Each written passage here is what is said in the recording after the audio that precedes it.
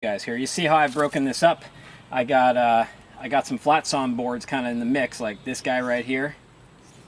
That's a flat sawn board that I'm not going to be able to get any rift or quarter sawn out of because the grain is going like this. Basically, it's flat. You know, this is from looking at the end of the log, this is what I'm proposing. This is what I think I can get out of this log. Now, I've been doing this a while, so I probably will get all these cuts and have them be relatively consistent rift sawn or quarter sawn throughout the entire length of the log, but the bottom line is logs aren't perfect and logs aren't straight, and because of that, because of like a taper where you got a fatter end of a log down to a thinner end, and also because of maybe a crook in the log, when you cut a cant out of it, you don't necessarily have consistent grain pattern across the whole length of the log. So as I cut across, I might find that I might end up with a little bit of flat sawn on some of the faces of my rift sawn pieces, so, or my quarter sawn pieces for that matter. This is what I'm, educated guess that I can get out of this. But as I cut this board out and this board out and this board out, and then I turn these 90 degrees and I start making these cuts, I'm going to keep an eye on what the grain looks like. So a good example of that, I can tell right now. This piece right here, I know the grain is very 45 degrees, but then already I have two faces of this board already exposed.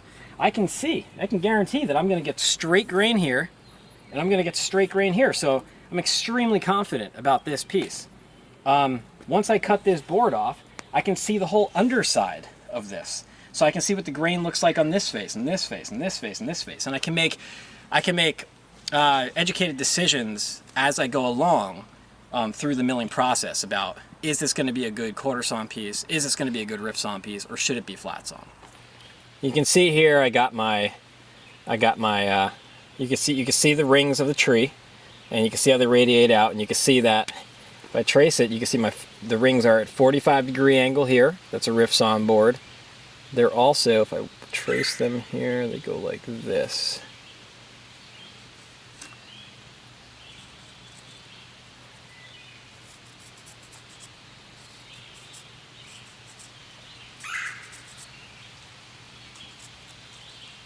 A little bit of a curve there, a little bit of a curve there, something like that. So you can see I also got, it's a little bit different, but it's right around 45 degrees for this one too. And then for this one, we continue like this. I can see them now. So you see, they're getting flatter over here, but the key is that they're still intersecting this face, and I can actually see, if you look at the top of the log here, you can actually see that I have proof right there that there's still straight grain. Now, as we get down, it gets a little bit of cathedral-y, but for the most part, this will be straight grain all the way down. Okay, so rift sawn, rift sawn, rift sawn. This guy right here, you can see how the grain is flat at that point. It's like a short little arc there. So this piece right here is going to be a flat sawn board. Going to leave that hole. Again, over here, 45 degrees now. We're kind of curving down like that. And same thing with this guy, like this, for the most part. Rift sawn, rift sawn, rift sawn. This right here, you can see the grain. That is totally flat sawn. I'm going to leave that out. Rift sawn, rift sawn, rift sawn. This piece right here, this is all vertical grain, quarter sawn. Same thing with this one, quarter sawn. These numbers, I'm just marking out. This is a 2-inch, an 8/4 piece, 8/4, 8/4, another 2-inch. I'm just doing 2 inches all the way down. So, as I'm milling, I kind of use this as my legend for what I'm going to do next. You also see that this, a lot of logs that I deal with, they're pretty badly checked. This one isn't too bad. This is the worst side, but what I'm doing is I'm trying to capitalize right around this check. So I got my flat sawn board, which I don't really care too much about. It's got a big crack in it, and I got a little flat sawn piece of 2x2 here that I guess I don't really care about. The thing to note here is that if I turn this piece 90 degrees, got vertical grain. So this is actually quarter sawn. That's a good point to note there. So, but you can see I'm capturing this check, which doesn't go very far into the log. I'm capturing it in the big boards. I may rip these boards down later or not, because these are going to be so wide and so long across the length of the board, the mass of them will probably hold them together really nice. So even though I got a check running right there, right through these two, they'll probably hold together good. Now this check, as you can see, remember, I'm keeping my checks at 90-degree angles so I can capture them in as few boards as possible. That's an important point there. This one that's going across, nothing I can really do about it, but I'm definitely going to try to capture this crack all in a single board. And again, this one is massive, so hopefully it just stays together on its own. Maybe I'll cut the end off that one a little bit. And then we got a bunch more riff Sawns. We got 2 more flat Sawns, riff Sawn, and then we got this little piece at the end that's totally flat Sawn.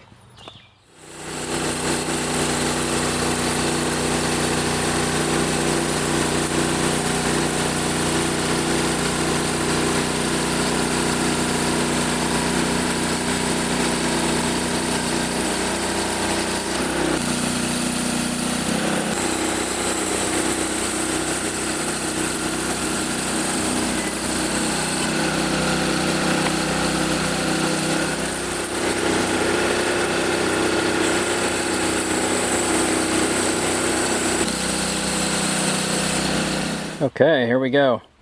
So we can see here we got, this is a rift Sawn 2x2. Got straight grain on this face, straight grain on this face, straight grain on this face, and straight grain on this face. So you can imagine what that would look like as a table leg. And then here's a big old mostly quarter sawn board right here. You can see there's straight grain from here to here, and that grain is, like I said, it's vertical all the way through until you get to about here, and right at the pith of the board, this is the center of the whole log. You can't get the quarter sawn. It's a really tight circle, so you end up with some flat sawn cathedrals in the center, and then starting right here to there, it's all quarter sawn again. Here's a piece of flat sawn lumber, actually right next to the rift sawn stuff. So you see how that rift sawn is all straight grain, and this flat sawn here, these are all cathedrals here, and that's how you know it's flat sawn. Now, like I told you, since with flat sawn, you know, we got all these cathedrals here, that means that the grain is going parallel with the face mostly. So you see these, you can still sort of see the rings here. They kind of go like that, like a rainbow, like this. So almost parallel with the face, flat sawn.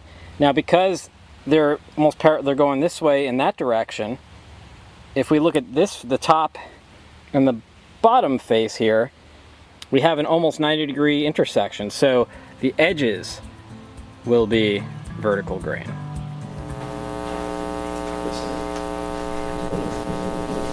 So when you look at those boards, if you're looking for something that's not going to warp, then you're looking for grain, right? Straight grain is not going to warp as much. It's not going to expand. If you're looking for a leg, then when you read the wood and take a look at the surface of it, look for straight grain on all 4 sides. Then you know you've got probably the most stable looking wood from an expansion point of view, but also the best looking from all sides. If you're looking for quarter sawn, then you know it's for flat stock that's going to be presented. Then you're going to just present a straight grain look to the customer, like a drawer front. Then it doesn't matter what the top is. It could be flat sawn. That's all right, because the customer's not going to see that too much. And then when you go for a plain board that you're going to split and do in half and do a paper folding book type of look where you're going to do grain matching, then cathedrals are nice because then you can open it up. But the cathedral is going to warp on you, so you have to remember that wood that you buy, if it's nice and you're putting it into an environment that you don't want it to warp, or you need to be cognizant of the fact that it's going to warp, you make sure you give it enough time to dry properly, etc. Then you've got to keep those things in mind. So like those 3 pieces of wood I put around, each one of them has a different characteristic, and each one will be used for a different purpose.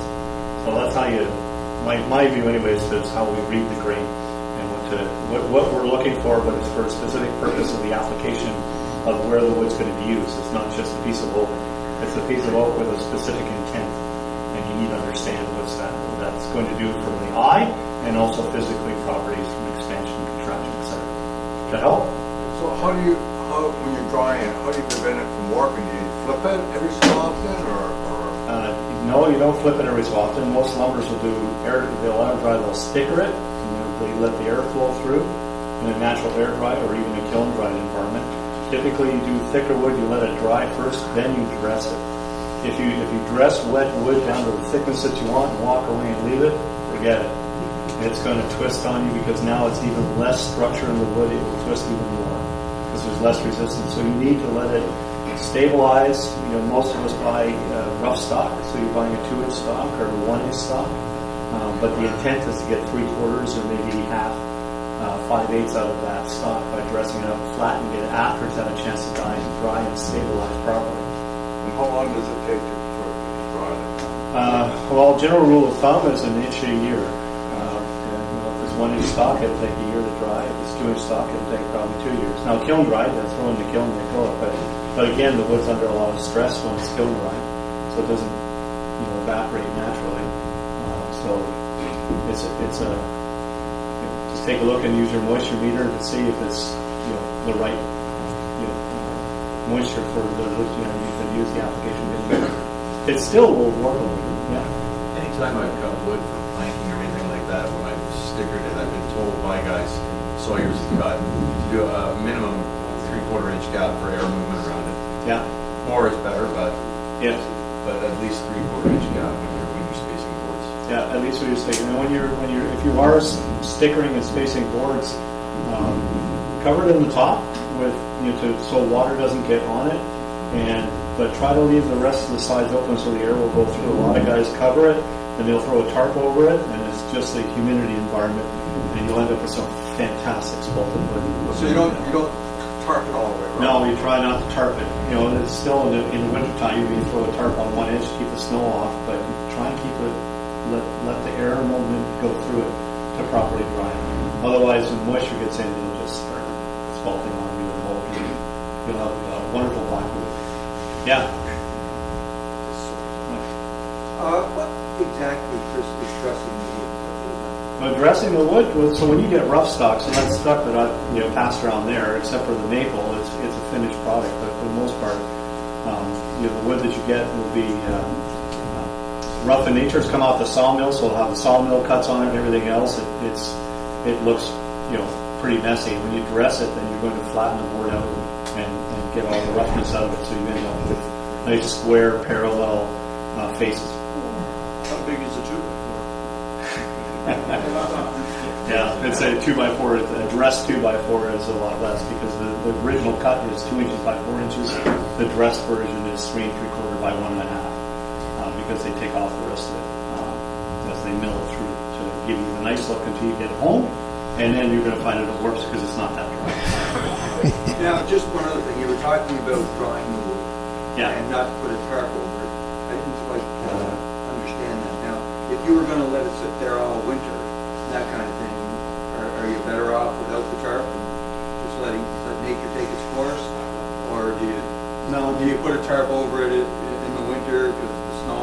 I'll put a tarp on it in the winter to keep the snow off, but in the summer I'll just leave the top on and let the rain just cover it so that the rain doesn't get in. You'll still get some side. If you've got a big stack, you're going to get rain in. A lot of guys will stack their wood and then they put it in the shed, and the shed has also got lots of ventilation as well. So it's not a closed barn or something. They've got it opened up. So once the winter's over, say the end of March or something, you don't think you're going to get don't snow? need any more snow. Just let it go until the next December. Yeah. Just a roof over it. Makes a big difference. But it's important to keep the roof on it. You don't want moisture coming on top. You've got it tarped and you've got it out in an area where there's sun and cold and wind and rain and then back and forth. There's an awful lot of movement in that. Yeah. I'm fortunate that I have a permanent barn, so it's away from a lot of that. But I still tarp it. Yeah. And I leave the ends open for air movement. Yeah. And it still takes a long time. Yeah, it does. Will that video be posted on the website? Yeah, I can give the URLs. Like I said, I just no math to it or science. I just looked up sawn wood and tried to look for some videos that would represent how they cut it and why they cut it. So those were to manual broker, but I'll get them posted as well. Okay, guys? Thanks.